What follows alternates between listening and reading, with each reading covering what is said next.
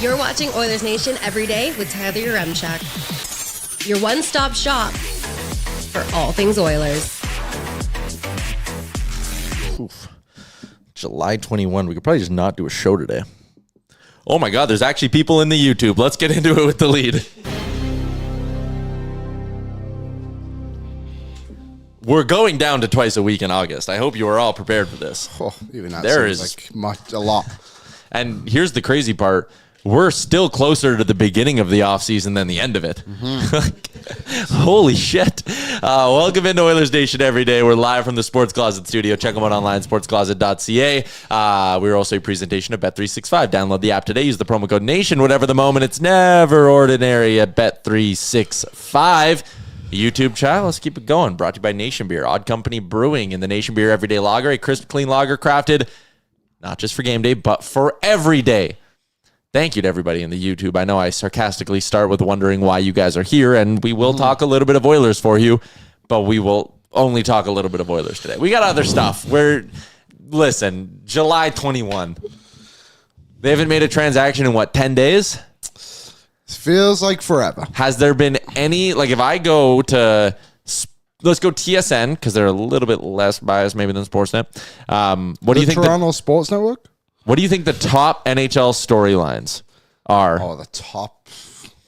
It's on TSN. Hitchman has returned to Toronto. We got Cassidy, DeBoer, and Tocchet to join Cooper on Canada's Olympic staff. Pete DeBoer. Holy shit, Xavier Bourgault signed in Ottawa. Yeah, that's breaking. Pete DeBoer, the guy who doesn't have a job right now, is going to the Olympics. Yeah. Wow. He just has Rick Tocchet, who was fired last season. Keep DeBoer away from the goalies. Yeah, that's fair. It can't be any worse. Yeah. Whatever. YouTube chat. Who's in there? Lance, I'm just here because it's the only way to see my best friend Tyler. Sure. Southpaw, some Blue Jays talk? You better believe it. Coombsy, Cam Lewis is our guest today. Not only does he do a bang-up job covering the Oilers for us at Oilersnation.com, he's also a big Blue Jays guy. We used to do a Blue Jays pod together. We don't anymore. No. And now the team's good. So I was like, Coombsy, we got to talk some Jays if the team's good. So Cam's going to swing by in a little bit in studio. There's a couple other comments in there. McDouse just dropped in did you copy and paste these from somewhere? Basically giving us his take on how the Pacific Division is going. Thinks Calgary's going to sell off. Wouldn't be surprised if they finish bottom 2 or 3 in the division. Never forget that last year, Oilers Nation Radio season preview edition of the show, we all predicted Calgary would come in last, I think. Yeah, I said it was James. My prediction was James Higgins would go to them but refuse to sign. Oh, yeah. That was crazy. They almost made the playoffs. Ryan, just 10 weeks away till hockey starts. Listen, buddy, I love you guys. Down. I love you guys. I love the sport of hockey. Please don't remind me. Yeah. It could be 20 weeks for me right now. Make it an even 30. Yeah. There is a lot. I looked at, and listen, again, I love the Oilers going on deep playoff runs because our jobs are so much easier to do when the Oilers are good. There's also a part of me that's like, how is it already July 21st? I feel like summer hasn't even started yet. Yeah, I feel the same way. I said to Aaron when the Oilers were down 2-0, I was like, hey, they're not winning this year. Just go out in the first round. Save me the couple of months. Yeah. But they went all the way and still lost. Shit. Who's calling me? Don't they know I have a show to do? Someone said, isn't it already only 2 days a week? Actually, this week, I think you're getting a bonus one. So we have a very fun thing coming up. And I'm sure you all know, if you consume Edmonton media, you know who Chris Sheets is. Former Kissin' Radio host for 20 years. 20 years, like a absolute staple in the Edmonton community. He's doing something right now. It's called the Wheel of Dreams. Chris Sheets, and I want to make sure I get all the information right as well. It's the Wheel of Dreams at K-Days presented by Golden Spike Lumber in Spruce Grove. Chris Sheets is riding the Ferris wheel for, I believe, 54 consecutive hours. 54? I thought it was only 48. He's already on it, and he's on it till Wednesday. Is there a live stream? There isn't a full live stream. You can go to K-Days and check him out. But, and our good friend Eli's there right now checking all of, checking the internet. The plan is that tomorrow, Liam, we're going to be on the Ferris wheel doing a special edition of Oilers Nation Everyday from a Ferris wheel with Chris Sheets, who at that point would have been on the Ferris wheel for, I believe, 35 hours. How is he going to sleep? Just get on the ground? He said he's bringing some. We'll ask him about it tomorrow. Yeah, we can. So what time are we going? I think we need to start the show at noon again. Okay, cool. So I'll be there. The bathroom question is the one that I am the most curious about. The sleeping's whatever. But. They're going for like a Guinness World Record or whatever. Yeah. And he's doing it all for charity, Alberta Dreams events. Yeah, there's a lot of questions I have for this guy right now. Yeah. The bathroom thing, I never even considered that. That was the first thing I thought of. So yeah, I wonder what the fine print is. Like how often I'd let him go to a porta potty. I'd be like, you can do that. Yeah. But who knows? Has to be some kind of rule in there, right? You would imagine. These Guinness World Records, there's usually a little loophole for bathroom breaks. Yeah. You would have to. So, shout out to Chris Sheets. We're going to do there. How's the Wi-Fi going to be up there? Again, we're testing it out today. Find Chris Sheets' social. He's probably doing a ton of stuff on there. Eli's helping him out with some stuff too. But tomorrow you're going to get like a a very unique edition of Oilers Nation Everyday from the Ferris wheel. And then I think we'll do our show Wednesday, Friday still. So maybe we'll even give you 4 episodes this week. Giddy up. When was the last time you went to K-Days? You going to play some games? A couple of years ago. I might play some games. That actually might be a fun chance for us to do some summer that'd content. That'd be a good video. Tyler and Liam take on K-Days. Yeah, I think that'd be fantastic. I was gonna do a video there tomorrow with Eli, so this would be great to do a little bit more of it. He's gonna develop motion sickness after this. Yeah, like I didn't. That's the one thing I didn't think about is like, again, he's allowed his bathroom breaks however many hours. We'll find that out tomorrow. But like when he gets off this thing, I think it's gonna fuck him up a little bit. Yeah, he's gonna have to have something in place. Yeah, but at least like to go. At least his feet are on the ground the whole time. Yeah, he's not swinging. It's one of those ones where it's like the big, it's covered. It's like the loop or the circular one. You can fit 6 people on it, I believe. It's a bit of a gloomy day today as well. It's a tough way to kick things off. And it's smoky. Yeah, it is smoky. I'm getting motion sickness just thinking about it, if I'm being totally honest. He's a few things. Oh, there's Eli on his. Let me see. Oh, for goodness sakes. Eli's. Go back one. Is Eli on there? Yeah, but with like the mayor, Chris Sheets. Instagram. Yeah, it's on Chris Sheets' Instagram. I love that Eli's on there. He's got some riders along with him. That is so funny. Yeah. It's Eli and the mayor. Tremendous. What a funny picture. His goal, if you guys want to help him, he wants to raise $54,000 in 54 hours. Go to albertadreams.ca. There you go. Where's the one? There's Eli with the mayor. Who's more impressive? I think getting Eli's more impressive. Very cool. So he's riding this thing with Alberta Dreams. No way you can get 6 people on that, though. It'd be tight. It'd be very tight. Yeah. All right. Let's get into our weekend recap, Liam. It is brought to you by our friends at Greta, our go-to party spot downtown Edmonton. And it's not just for the arcade games or the amazing food or the drinks. The atmosphere is always amazing. They have a bottomless wing night. It's running every Thursday all summer long. 100 wings in 100 minutes. Think you could do it? No, their wings are so juicy. Their wings are breaded. Yeah. They're big wings. I don't think I could do it either. Anyways, if you need a new venue or if you want your next venue for a team building or summer social event, check out Greta Patio Elite. What'd you do this weekend? You were at a wedding. How was your wedding? I was at a wedding in Jasper. It was fantastic. JPL? No, Pyramid Lake. Okay. It was awesome. Weather was good? Congratulations to Matt and Amber. The weather held up big time. 70% chance of rain on Saturday. Not a drop. Dang. It was perfect. It was really good. The only thing we had to change was, so you know where the airport is in Jasper? It's just a strip of grass, essentially. Okay. So it was behind there. Okay. And it was already like pre-set up like wood benches. And then it was like this beautiful river. Obviously the nice little blue one that you cross when you go to the JPL. So originally on the rehearsals, the gentlemen were on the right and the ladies were on the left.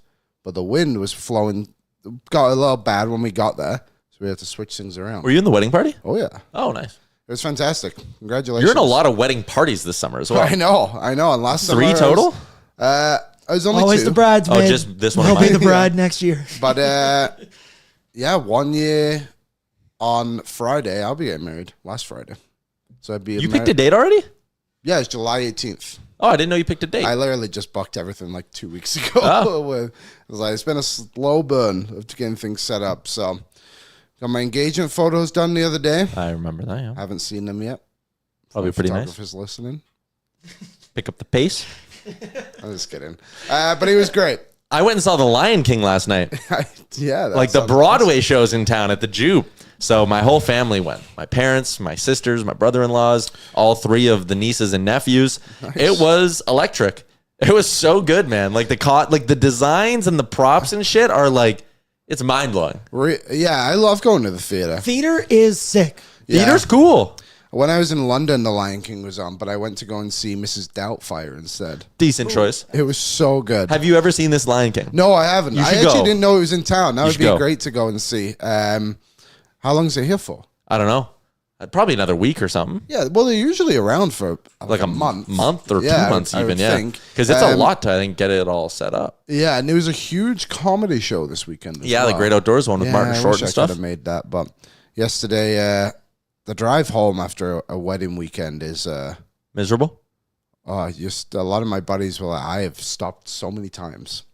Yakking. Numerous reasons. Lion King stops. Last one's this Sunday. Oh, okay. I won't be able to make it. Then it's in Calgary for a month. Then that works out for you because you can make the trip down to Calgary. That this weekend. Then it's in New York. So you're getting the legit. Wow. Yeah. Yeah. It's really, really good. So I did that, and that was about it. Any free time I have is basically just Free. for wedding stuff. Yeah. Like, you know. That's But coming up. did find some time while I was doing wedding stuff to watch Scottie Scheffler win the Open. Oh, yeah. Boy, is he ever making it boring. He was up 8 strokes when I woke up on Sunday morning. Did you I was like, see- well, He's ruining golf. I'm trying to remember when it was. Maybe it was from the start of 2020. Maybe it was just this year.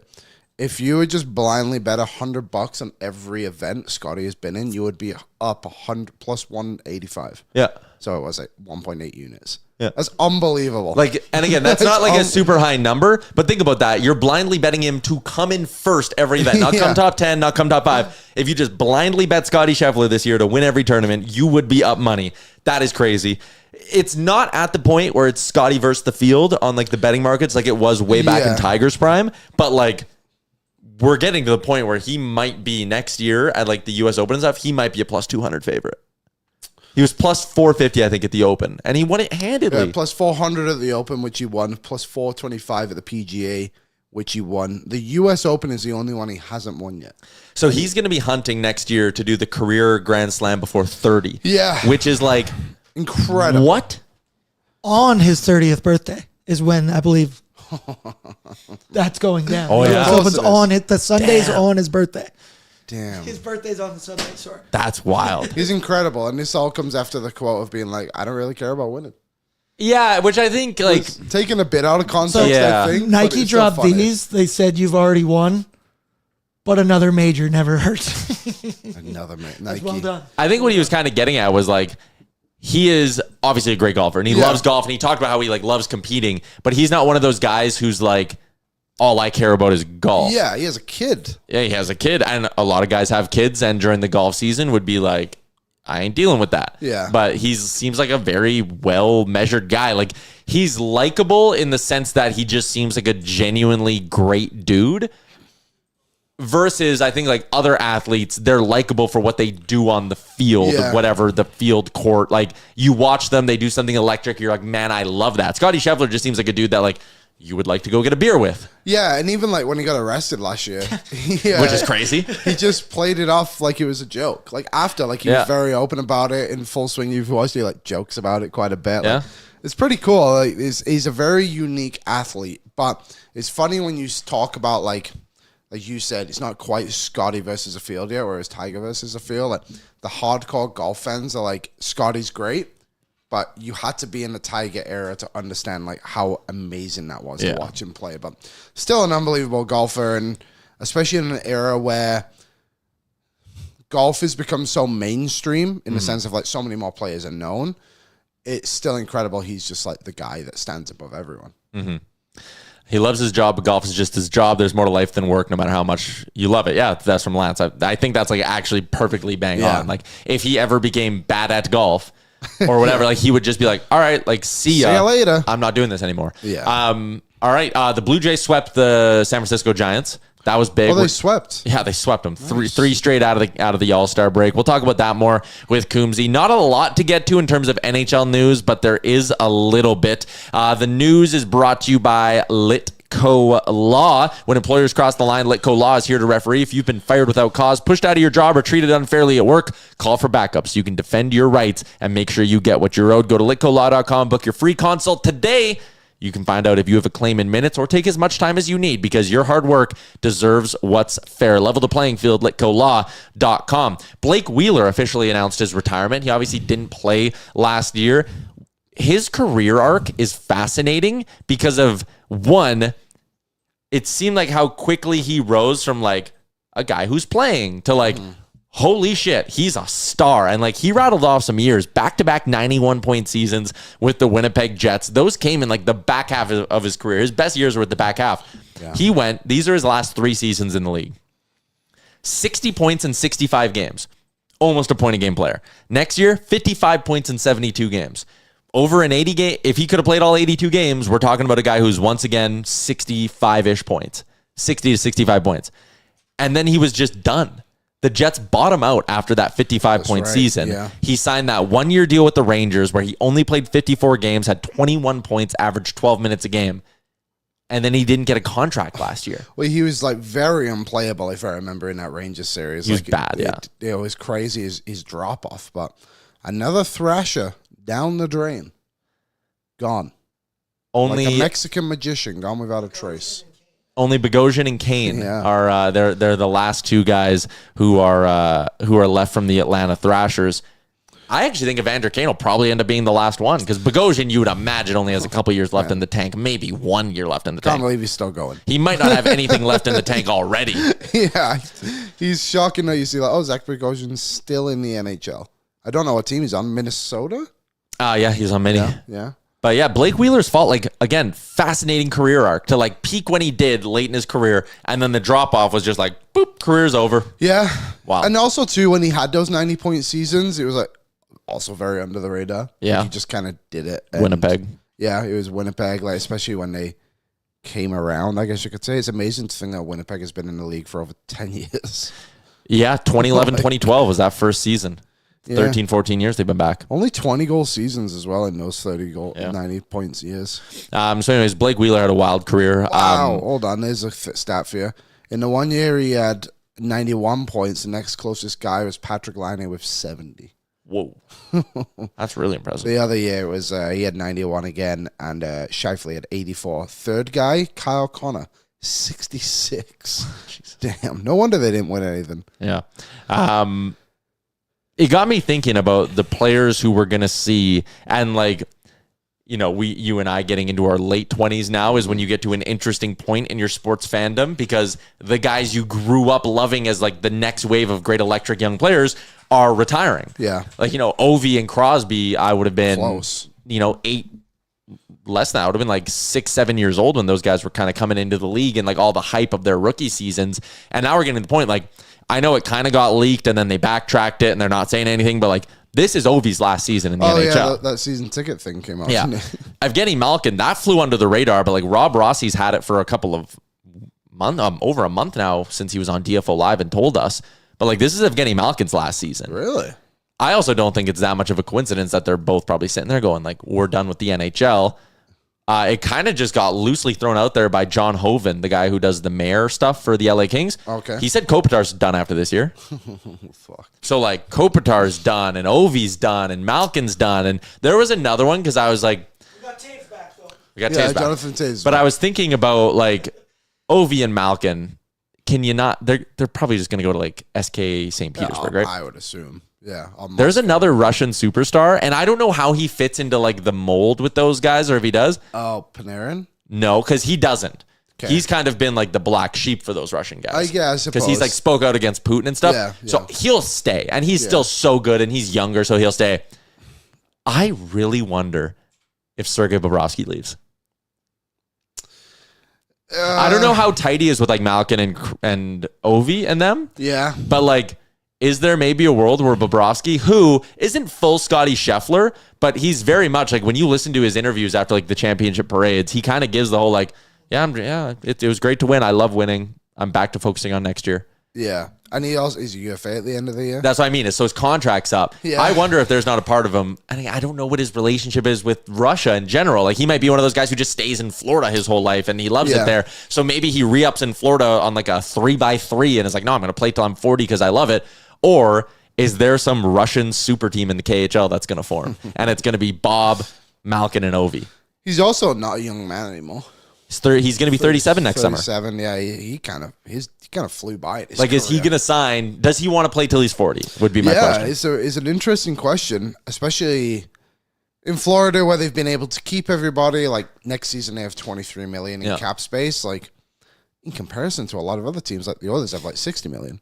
You know what I mean? Yeah. Like, that's not a ton to play with in comparison, but obviously a lot of money at the end of the day. $23 million to sign 2 goalies, and they have guys like Samoskevich who need to be signed, and a couple of D-men like Mikola. So maybe it is quite a bit more than I'm pointing out there, but still, like, he's not going to command that much, is he? He's also a guy like 754 career regular season games. He's been north of 50 4 years in a row with 3 runs to the Cup final in there. He has 117 career playoff games. Mm-hmm. He's almost played, what is that, north of almost 900 games. By the end of next season, regular season and playoffs, Bob could be a 1,000 game career goalie when you include all that. He might like not have a lot left in the tank. Which is all we're going to see from goalies nowadays too. Like, goalies aren't playing 1,000 career regular season games. Like, Fleury did it. He probably the last one, I would think.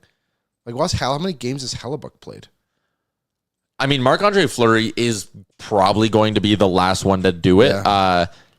Hellebuck's at 568, and he turned 32 in May. So he may, but even then, do the math on 6 more years of 60 games. That only gets you 360 more games. He's still going to be like 2 seasons short if he plays 60 games a year for the next 6 seasons. Yeah, he would be the only one I can think of that would be reasonably close. Unless, like, because even look at, like, Dustin Wolf, for example, a young goalie. He's still 24. Yeah. You know, like to do it, you have to come in when Fleury did, and he came in when he was, what, 20, 19? Basically one of the first. Or did he come in as a true 18-year-old rookie? He was the first overall pick. He was first overall pick. He might have came in as a true 18-year-old rookie. But, like, you need to come in before the age of 20 and have a 20-year career where you're a bulk, not 1A, 1B, you're a bulk starter. It's just not going to happen. He was 18, yeah. Like, that's just insane. Well, it's interesting. He came in at 18, played 21 games. Yeah. Went back to junior that same year, but then played 3 years in the American League. And then, 3 seasons, I guess, 2 seasons. And then played full-time again in 2005. I guess there was a lockout in there as well, so that's why he would have gone back to the American League. Like, does Vasilevsky have 8 more years in him at 60 games? No. I'm looking at the active games played leaders for NHL goalies, and I mean, there's only 11 of them that are above 500, and we're talking like Talbot and Reimer are in there. Also, Cam Talbot's had a great career. Oh, incredible. Like as like a back coming in as a backup, getting one opportunity to prove himself. Like, it's interesting you look at a guy like Martin Jones who are in very similar spots where they backed up a Hall of Fame goalie, and it was like, hey, these guys need spots. Martin Jones had a solid run to start with San Jose and immediately dropped off. Cam Talbot's 37 now. And just consistently found places to play. Yeah, good for him. Had to reinvent himself at points. Like, really impressive. Yeah. Since we're on the topic of goalies, people are asking what we think of the Marc-Andre Fleury rumors. I don't think they're legit. I do think teams contacted him. I think that's legit.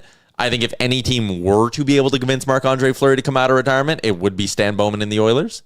But I just don't think Fleury's there. Also, you have to remember, he didn't have a great season last year. Yeah, he wasn't anything special. Remember when he gave up that goal from center ice?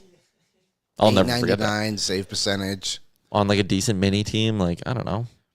26 games. It'd be interesting because it would be a very similar spot for him in the crease where it's like you have a goalie who the team wants to believe in and needs to be better, and Gustafsson being that for Minnesota, obviously a bit better of a season than Stuart Skinner, but the year before had a really down year. Yeah. And then Fleury was able to do whatever he did with him, and they figured it out together, and Fleury's numbers declined. Actually, they improved slightly, but still half the games played for him. I don't see it.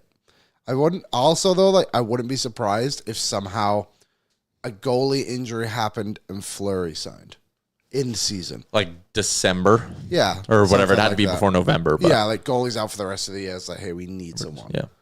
Also, Yaroslav Halak retired over the weekend. He did. And the quote was, he's at peace with not getting to 300 career wins. I'm like, is that like, okay. I didn't think he'd be losing sleep over that. He had a great career, made a lot of money. Yeah. Hell yeah, man. Especially, again, for another guy, he's a great puck doku answer because he was never anywhere for all that long. He was always moving around. Montreal, St. Louis, Washington, New York Islanders, Boston, Vancouver, New York Rangers. That's crazy. 581 games. Yeah. A career save percentage, sorry, Aaron, of 9.15 and a 2.50 goals against. What a goalie. Yeah. I remember he had an unreal playoff run with the Canadiens. I think they went to the conference finals. The year they were the 8th seed, they upset the Caps. That was prime. Like, you talk about goaltenders in the NHL and how they're voodoo and how they just catch fire at the opportune time. That was it. When I was a kid, being like, "Oh, what is this?" Shout out Halak. Okay, we got one more thing to get to until we get to the guest line. It's for our friends at Sherwood Ford, the Giant Nation Valet Service. Never visit the dealership again for your routine car maintenance. And again, they have their friends Sherwood Power Sports and Marine just down the road. Boats, ATVs, motorcycles. If you need that service, they offer door-to-door service there as well. A couple of top-tier service departments right in the heart of Sherwood Park. Here's your giant question. It's all based on our friend Stephen Ellis, who dropped his top 10 Oilers prospects. Okay. It's the whole prospect pool breakdown. You can go read the story, dailyfaceoff.com. I'm going to give you his 10, 1 through 10. I'm surprised that we have 10. I haven't seen this, so. It gets thin. Number 1's Matt Savoy. Number 2 is Ike Howard. Okay. He has Savoy as a little bit higher. He kind of notes that, like, yes, Ike Howard, very hyped up, won the Hobie Baker. The history of players winning the Hobie Baker in that age group in the back half of their college careers, those guys usually don't pan out. But I think Howard's a little bit different because he wanted to turn pro. The Bolts wouldn't let him, all that stuff. But he has Savoy 1, Ike Howard 2. Number 3 is Samuel Janssen, the goalie who's coming over to play in Bakersfield this year. Mm-hmm. Number 4 is Bo Akey, who Ellis is not that high on. Okay. Number 5 is Maxim Berezhkin. Okay, interesting. Number 6 is Ruby Jarventi. I forgot he was back.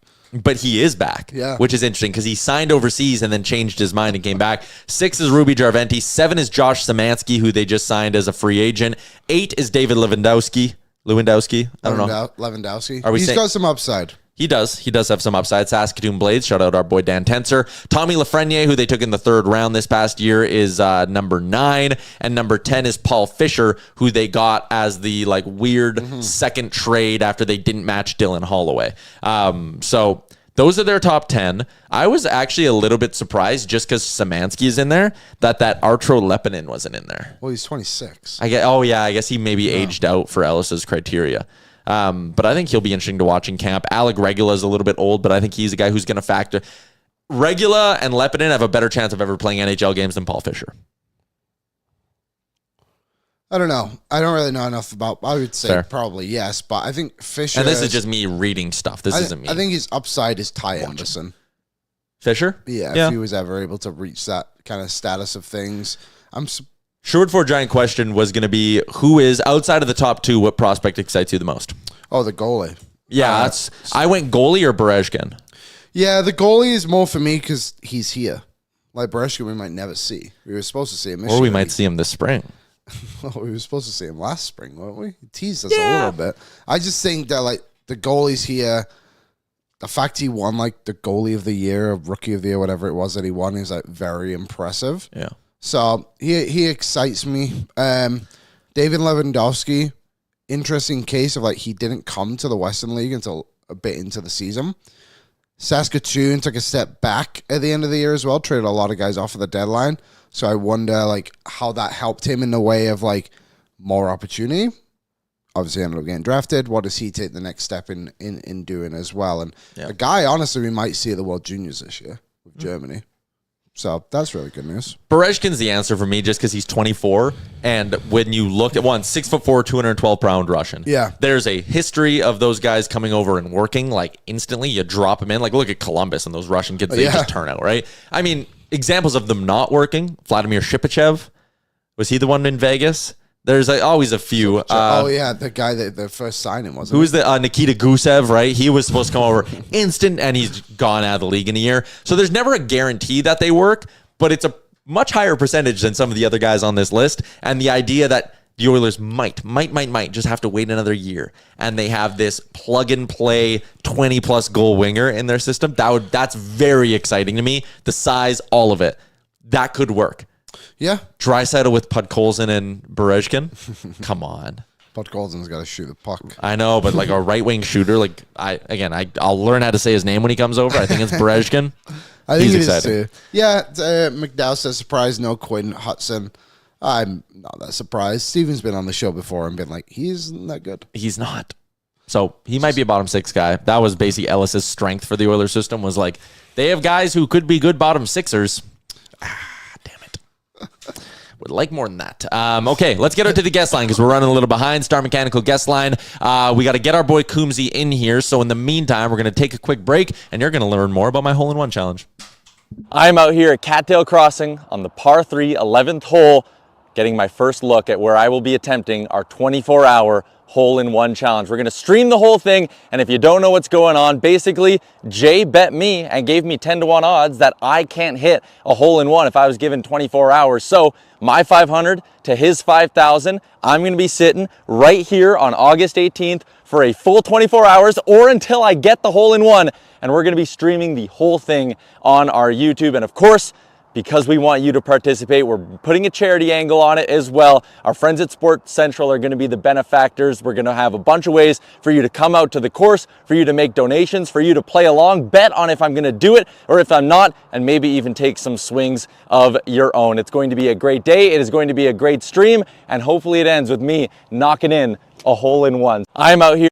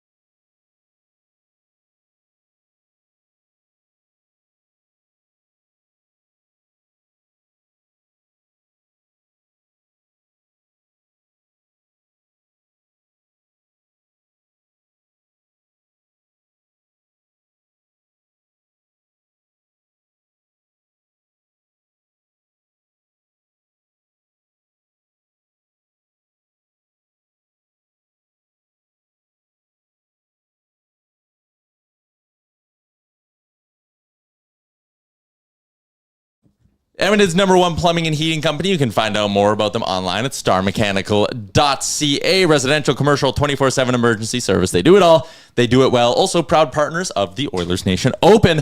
Get in today at nationgear.ca. What's up, Coombsy? Just vibing. Just vibing. Summer day at the office. Everyone's pretty relaxed. Everyone's in a good mood. No one's here. No one's here. No, we're not even talking about anything outside. Just quiet.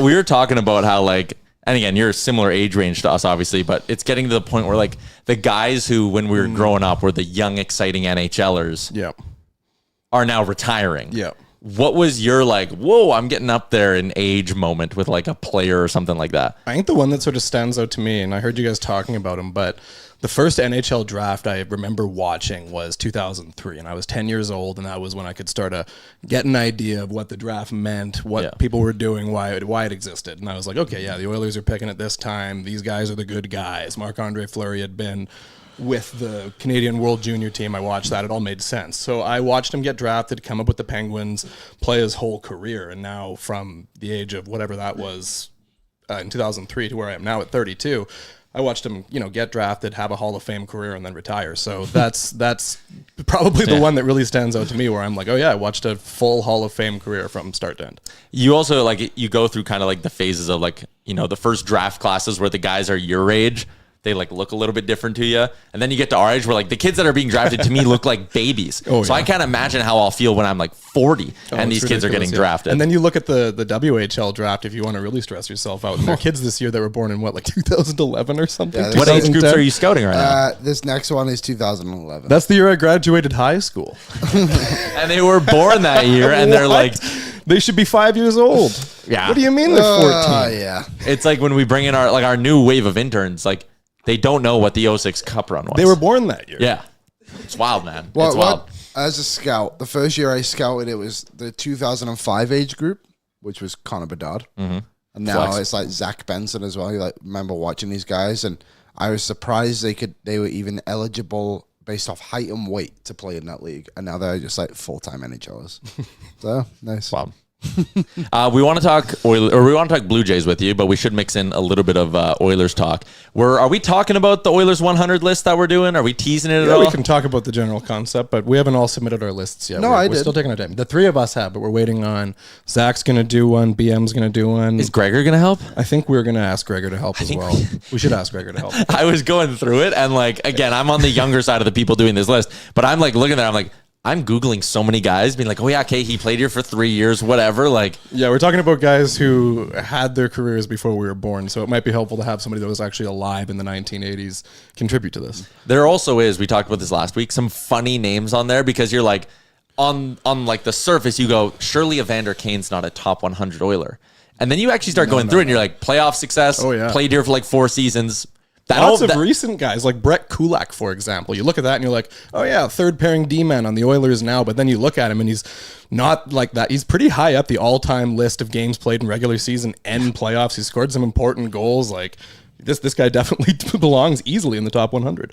It's funny when you go through this and how many recent guys, especially because, you know, we came up watching the 2000s and the 2010 Oilers, or the 2010s Oilers when, you know, few and far between with great players. But now it's back-to-back Stanley Cup final runs, and we're going to look back in 10, 15 years. We don't know if they're going to win a Stanley Cup or not, but the back-to-back runs that they had to the final, we're going to look back. Yeah, exactly. We're going to look back on a lot of these guys as great all-time Oilers. Well, it's funny too, like those Decade of Darkness teams, like, you have to respect what some of those players were doing on such bad teams. Like Taylor Hall and Jordan Eberle, the stats they were putting up in comparison to everybody Hemsky else and Horkoff was dragging around bad teams. Yeah, like it was unreal. I had, because he's top 10 all-time games played by defensemen, I had Laddie Schmid on my list. Yeah. And, like, again, not a guy who jumps off the page to you as being like, whoa, he was impactful or whatever, but, like, for a moment in time there, he was, like, an important part, and, like, longevity does something. People in the chat, I think when we brought up Darnell Nurse, when we loosely talked about this last Wednesday, people were like, what? He's in the top half of that list. He's second all-time in games played by defensemen. Yeah, he's going to pass Kevin Lowe, you'd think, in his career at some point. There's a chance Darnell Nurse winds up in top 3 all-time Oilers games played. Yeah, if he fulfills this whole contract and doesn't get moved, and doesn't get injured, he's a player that always plays. Maynard said Dustin Penner. It's like that was guy who's a consistent 20. Yeah, he's on my list. He's like top 40. And they traded him to get a pick that used an Oscar Klefbom. Like that's a trade tree of significant players. And also Colton Tuba. That was the main part of the deal. Yes, World Junior captain. Was he really? Yeah, he was the captain of the World Junior team. Was he? I might be making that up. He should be. He was definitely home and was good. He should be on the list. Maybe I'm thinking he was the captain of his WHL team. Like Cam Talbot was obviously on my list. I'm looking, these are the top 5 for games played by goalies. Ranford, Fear, Salo, Moog, Talbot. He's 5th in regular season games played for the Oilers. Like, he absolutely deserves to be on there. Where's Skinner on these lists? Sort by the playoffs and look at Stuart Skinner on all-time Oilers playoff goalie lists. Oh, man. People are going to get so mad when we have him pretty high on our top 100 list. Second all-time in playoff games played by a goalie. He's 34th on my list. If you were to do regular season and playoffs together, like, Stuart Skinner has played more than all but, like, 6 goalies. And he's still young. He's only, 25? More than that. Yeah. Like, if you're going to have Rollison on your list, you need to have Stuart Skinner on your list. Yeah, definitely. Cam Talbot as well. I don't like my list anymore. I'm looking at it again. It's hard to look at it. It's a but weird... the thing is, too, like, we're going to put them all together, and it's like the average one. Right? So no one can blame really any one of us. Yeah. Nobody can look at us and be like... all of our faults. Yeah, it's all just us being...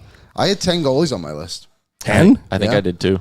You got Skinner, Talbot, Cujo, Moog, Fuhr, Mike Smith, Ranford, Dubnik, Mike Smith. Sid Smith twice. Then Dwayne Rollison. I didn't say Rollison. We had Ranford, Fear, Salo, Moog, Talbot, Rollison, Joseph, Skinner, Dubnik, Smith. Yeah, I think Salo and Joseph were the 2 names. Yeah, that makes sense. Like 10 guys in the top 100. For a team that has looked for goalies for decades. Like, if you go minimum 20 games played, Mike Smith has the best save percentage in franchise history. He's also an Olympic gold medalist. That era is just like the Mike Smith era of goaltending. Even like Mikko Koskinen, like I remember living it, being like, "This sucks. Like this is so bad."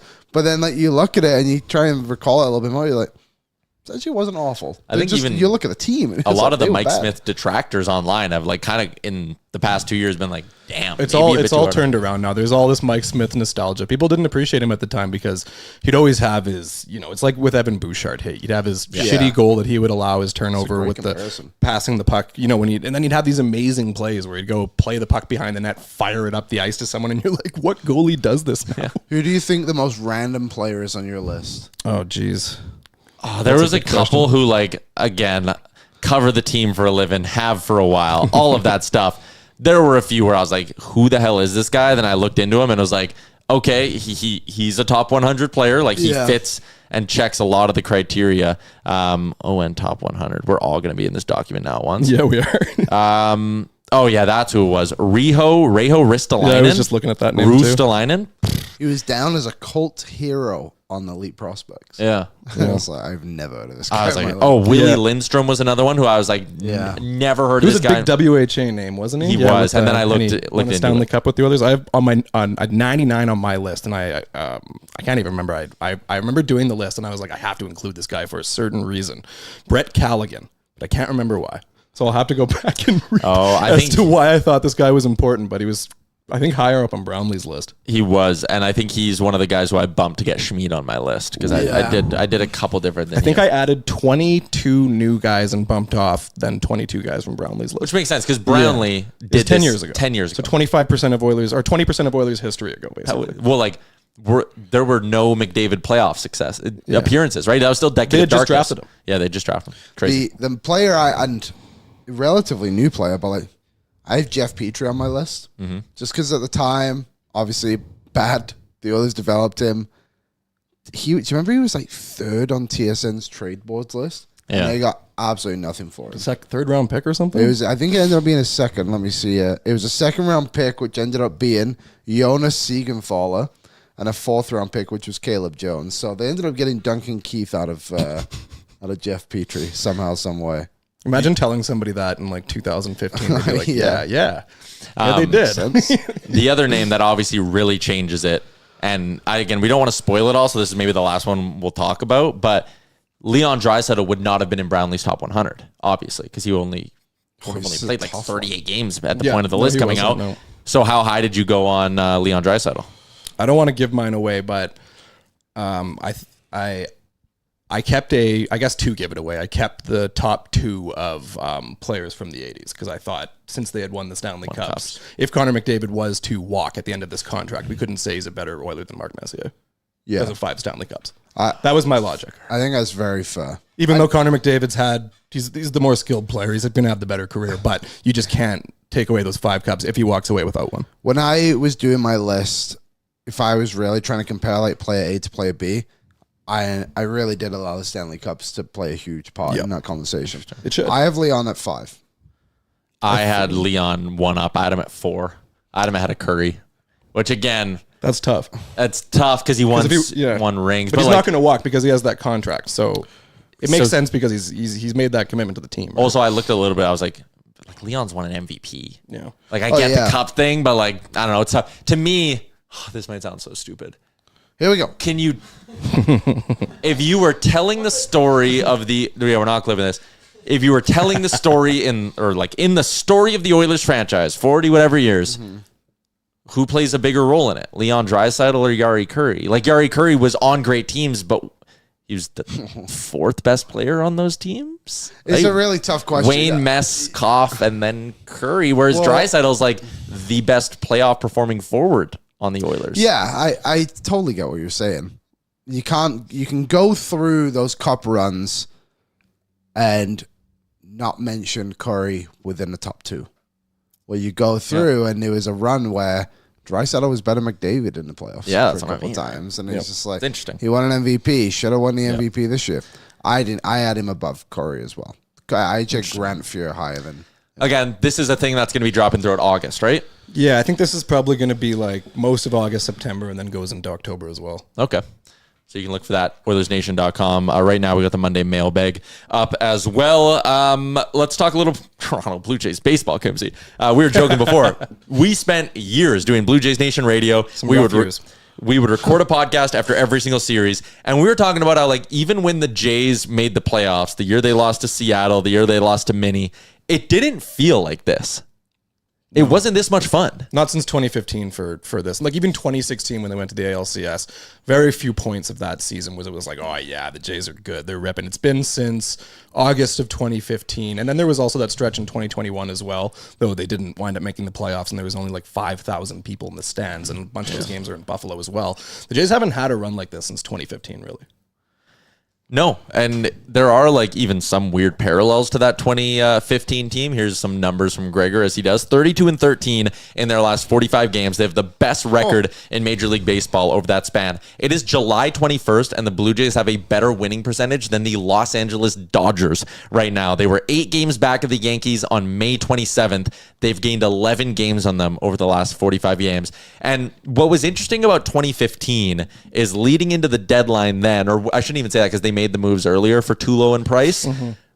Leading up to those moves, they were average at that point. Yeah, they had the amazing run differential, but they had the terrible bullpen, the terrible defense, and the mediocre starting pitching. It was July of 2015 when the Jays had like Felix Doubront pitching for them and patching together random guys pitching innings for them. And Jose Reyes is playing shortstop, booting every ball on the ground. Then you get Troy Tulowitzki and David Price just completely flipped everything around. And I mean, Grilly and LaTroy Hawkins too. It wasn't just those 2 moves because the bullpen guys they got were also significant. But now I guess compare it or contrast it to this year's team. This isn't a team that's 2 games back of a wild card right now with a very desperate and aggressive front office, which AA was. This is a team who, because AA kind of, I think, probably knew he was on the outs at some point and felt like it was one last chance for him to take a big swing and do something fun. You look at this year's team, it's a front office that you could say is kind of cemented now. Like, if they were to lose in the first round, do they fire Atkins? Probably not. Yeah. They've done pretty well. Very ironic if they did. It would be. Things look pretty good right now. But a lot would have to go wrong. They're 3 games up on the division. This isn't a team who's going to be trying to make some big moves like we're desperate to stay in the race. This is like... They're trying to win the American League. They're trying to win the American League. They could have the best record in the American League if the back half goes as well as we all hope it does. Yeah. So what do you want to see them do at the deadline? Like, I'm reading all these passing articles and what they could add. Like, what is priority numero uno? It's interesting. Yeah, it's different than 2015 because they're a different team in that back then they had all these star players in all these different spots, but they had all these huge holes. Whereas this year you look on their Baseball Reference or fan graphs, there's probably 10 or 11 position players who are above 1 win above replacement and are just solid contributors in different spots. So it's like, well, you have Anthony Santander maybe coming back. Dalton Varsho is going to come back. Andres Jimenez is going to come back. And it's sort of like, where do you add for position players? I think for me, it's just adding all pitchers. It's adding one more starting pitcher, preferably like a number 2 starting pitcher to be up there with Barrios as the kind of, the workhorses, the innings guys, and then Bassett, Gosman after that, Lauer, and then in your bullpen too, they probably need another 8th, 9th inning guys. I don't know if Jeff Hoffman's going to be closing playoff games 3 days in a row potentially. Just a guy that has some durability concerns. They need another lefty in the bullpen as well. So I think for a team like the Jays, they're pretty young too. They don't have to just go all in this year with a bunch of rental free agents. You can go and acquire a pitcher who's under control for this year and next, and then you let Chris Bassett walk in free agency and you get your draft pick. Like, it feels like they're in a good spot to make those sort of ads where they can be competitive into the future, but they should really be aggressive. They shouldn't go into the playoffs with the exact same group they have now. They really, really need better pitching. So I was reading the Jeff Passan article where he put out his 50 trade deadline candidates. One of them who's interesting is Sandy Alcantara of the Marlins, who's having just a junk year. He's got like a 7.5 ERA, but he unanimously won a Cy Young before he got Tommy John. I wonder if they don't look at that and be like, can we buy a little sneaky low or lower than you'd think on him? But the other thing, and you can tell me if you think I'm being absolutely crazy, but it was the list of 50 names, and one of them on there was the idea of Dylan Cease or Michael King from the Padres, and that the Padres might be looking to do a contender for contender, let's both help each other. Bo Bichette's still a free agent at the end of the year, and everything we heard over the offseason was like, he's not long for Toronto. He doesn't want to commit the same way Vlad did. And I know he always says the right things, but the insiders are obviously getting that from somewhere. I actually don't even think it's out of the question. As much as it pains me, I own a Bo Bichette jersey. I love the guy. I actually don't think it's out of the question that they like trade Bo for a legit front end starter or in some package, and they go like, what if you were to land like Eugenio Suarez? You could play Jimenez and Clement at short. You're not creating a big gap. Like, they have so many useful pieces that they could almost weirdly enough stomach a Bo Bichette trade if it made their rotation that much better. Yeah, I think that's also probably how you'd look at a position player upgrade if you're the Jays. You say, okay, you have Bo Bichette and Ernie Clement, and then Andres Jimenez I don't think really is as much of a shortstop as, say, Clement is. But you say that, okay, we have Clement having a great season. We put him into short. probably an upgrade over Bo defensively, and then go and get a very good third baseman, or start using Addison Barger, Will Wagner, whatever that combination is at third. But yeah, I guess I wouldn't be surprised if the Jays came into this season thinking there's a fair chance we do trade Bo, because I sort of have the idea that the Jays came into this year wanting to be competitive. They were busy in the offseason somewhat. They added guys, but I don't think they thought they were going to do this well. Like, this is one of those seasons where a lot of things are going right. And it's hard to say if they planned for this per se. So it wouldn't be shocking if they came into this year thinking, yeah, we're going to talk about the idea of trading Bo. And the one team that I've always thought about as the destination for Bichette is the Los Angeles Dodgers. That's, we've talked about this forever. This goes back to the BJN radio days when we talk about where he'd wind up in the Dodgers and the need for the shortstop long term and whatnot. They have a whole bunch of pitchers who are on the injured list, and they're going to have a bunch of 40-man roster problems. So that's another team I would look at. And another one too, the St. Louis Cardinals are kind of in that middle purgatory area, and they have pretty good pitching, but they need more help on the position player side. So the Jays could do that thing where they move a soon-to-be free agent to a team where they think they could actually lock him up, like a St. Louis or an LA. Like, you're not going to move Bo Bichette to the Marlins and expect him to sign a long-term contract, or the Pirates or something. But if you can link up on a deal with a team like that, then I mean, look at the Dodgers and all the names they have on their injured list. Like, there's a ton of pitchers there. Mulek in the comments was like, I'm a noted non-baseball guy, but I'm watching the Jays. Liam, are they, like, because it's different than those playoff years again against Seattle and Minnie. Are they bringing you in as a casual? Or are you not there yet? Do you need like a big trade deadline move to be like, oh shit, I might be in? Well, this is probably right around the time I would have started to like them in like 2015, I would think. Yep, right around the deadline when they made the big move. So, yeah, I tried to watch. I did look up the score yesterday. So that's a step in the right direction. Everyone in the YouTube is saying you look bored while we do this. Well, I just don't know. I don't know those guys. You don't know the players. I know who's Sandy. We know the Jays, and then when you is. mention other teams and their systems, we're like, What about that one guy on Miami? Don't say the dead guy. Dela Cruz. He's on Cincinnati. Or wasn't he on Miami? Brian De La Cruz. There's okay. Is he still? I remember he was good at the game we went to last year. Oh yeah, he must still be kicking that. I don't know if they're gonna trade him, but he played a good game. So Sandy Alcantara, is that his name? The pitcher? Yeah, Sandy Alcantara. Alcantara. My apologies to the Sandy family. But just quickly, he was like a big time up and comer. Yeah, he won a Cy Young, you said. Yeah, but now he sucks. He got Tommy John and he hasn't like bounced back. Oh, so like for that guy, could you get him and then be like, hey, like. Because in the playoffs, you don't necessarily need 5 starting pitchers, right? You don't always use 5. You could probably get away with 4 if you have a decent, like, long guy in your bullpen, yeah. Could he be that guy? Could he come in and could be like, can you be our, like...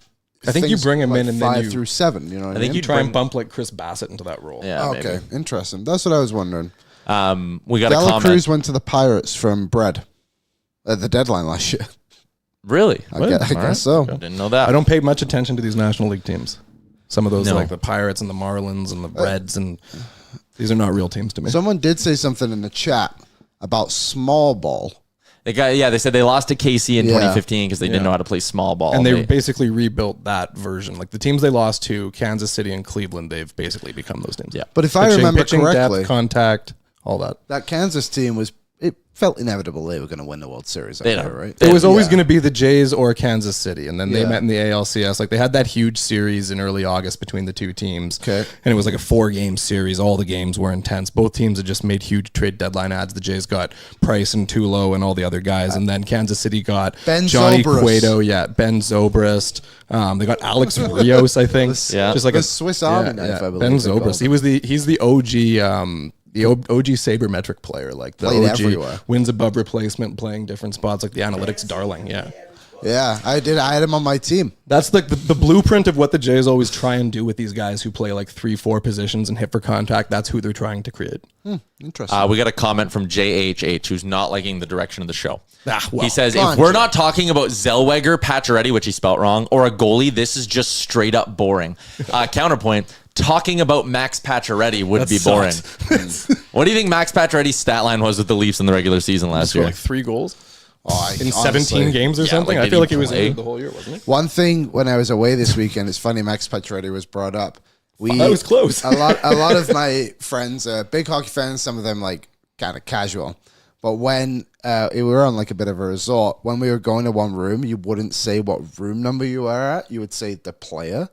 So then some guys would know, some guys couldn't. And one of the rooms my friend was 67. So he said, I'm in Max Pacioretty if anyone wants to come for a beer. A couple of guys didn't make it. Couldn't figure it out. He scored 5 goals in 37 games last year with the Toronto Maple Leafs. Can't stay healthy. Very old. Very slow. And I guess this is because there was an article about... Oh my God, the Edmonton Journal. Big name Toronto winger. Makes sense to take Corey Perry's old job. That's such a journal headline. Who wrote it?